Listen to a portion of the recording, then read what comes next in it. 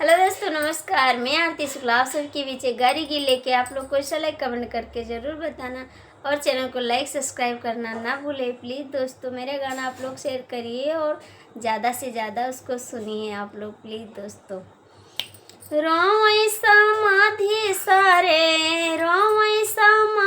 सारे पीटे का पार हो बहिनिया कई चोरी हो गई।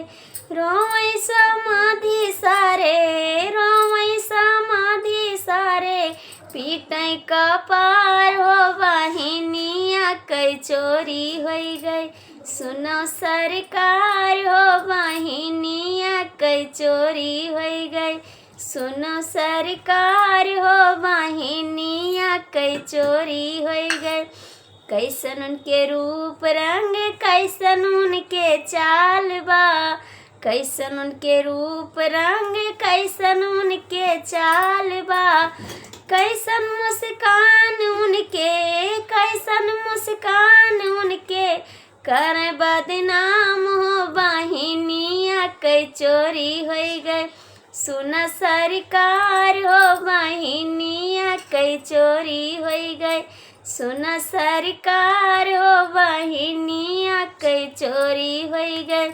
सावल सावल रंग उनके सावल बाबा दानिया। सावल सावल रंग उनके सावल बाबा दानिया। चले बाल खाई के हो मारे मुस्कान हो बहिनिया कई चोरी हो गई। सुना सरकार हो बहिनिया कई चोरी हो गई। सुना थानेदार हो बहिनिया कई चोरी हो गई।